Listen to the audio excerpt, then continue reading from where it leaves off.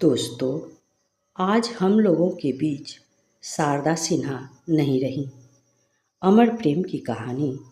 शारदा सिन्हा, जो अपने पति के निधन के बाद मुश्किल से 1 महीने तक जीवित रह सकीं।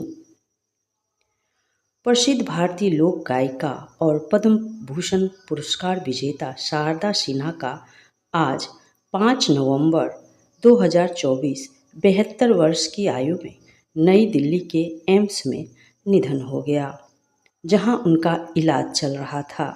शारदा सिन्हा 2018 से मल्टीपल माइलोमा नामक ब्लड कैंसर से जूझ रही थीं।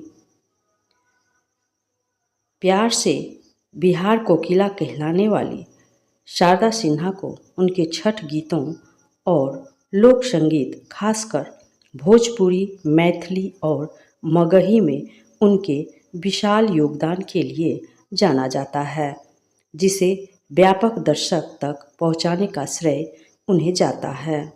उनके निधन की खबर उनके बेटे अंशुमान सिन्हा ने सोशल मीडिया पर साझा की। शारदा जी 2018 से रक्त कैंसर से जूझ रही थीं, लेकिन उनकी मृत्यु की खबर उनके पति बृज किशोर सिन्हा के निधन के लगभग 1 महीने बाद आई। कुछ रिपोर्ट्स बताती है कि 22 सितंबर 2024 को ब्रेन हेमरेज के कारण अपने पति बृज किशोर सिन्हा की अचानक हुई मौत से शारदा जी इतनी सदमे में थीं कि कुछ दिनों में उनकी तबीयत बिगड़ गई।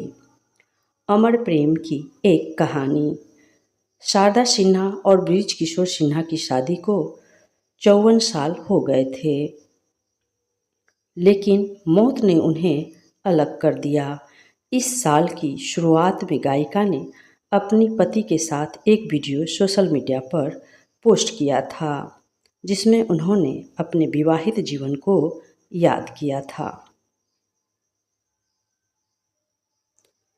इंस्टाग्राम पर उन्होंने कैप्शन में लिखा, ईश्वर की कृपा से 54 साल पहले इसी दिन मेरे जीवन साथी आदरणीय सिन्हा साहब के साथ यादगार पलों और कई कहानियों से भरा सफ़र शुरू हुआ था।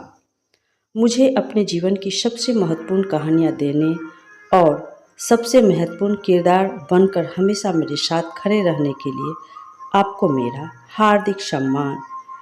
शादी की सालगिरह मुबारक। शारदा जी के लिए उनके पति बृज किशोर सिन्हा उनके पंखों के नीचे की हवा थे।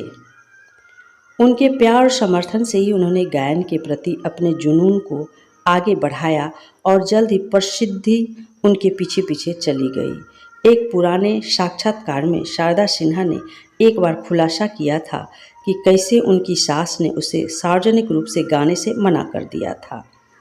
SBP की रिपोर्ट के अनुसार उन्होंने एक बार याद करते हुए कहा, हमारी शादी 1970 के दशक में हुई थी और मेरे ससुराल का घर मेरे अपने घर से काफ़ी अलग था।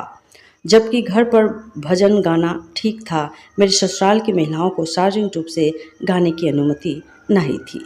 हालांकि शादी के 5 दिन बाद ही जब वह बिहार के बेगूसराय में अपने ससुराल चली गई, तो गांव के मुखिया ने उनसे मुलाकात की और उनकी गायकी की तारीफ करते हुए उनके ससुर से उन्हें ठकुरबाड़ी में भजन गाने की इजाज़त मांगी।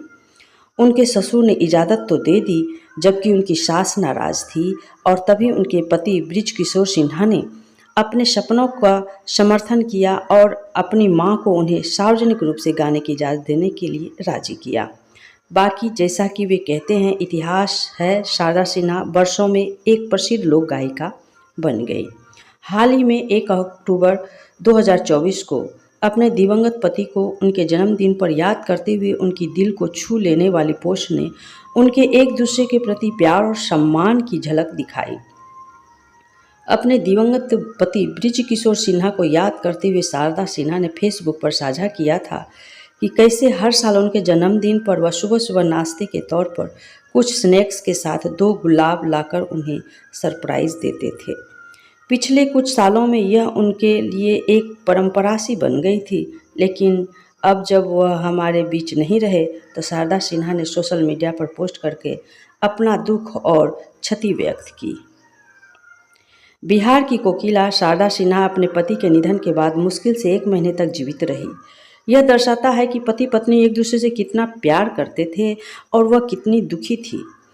उनकी कहानी वास्तव में अमर प्रेम, सम्मान और समर्थन की कहानी थी, जिसे युवा पीढ़ी सीख सकती है। स्वर्गीय बृज किशोर सिन्हा और उनकी पत्नी शारदा सिन्हा के परिवार में पुत्र अंशुमान सिन्हा और पुत्री वंदना है। तो दोस्तों, आज के लिए बस इतना ही। बहुत ही दुख हो रहा है। ऐसे पावन पर्व के समय ऐसे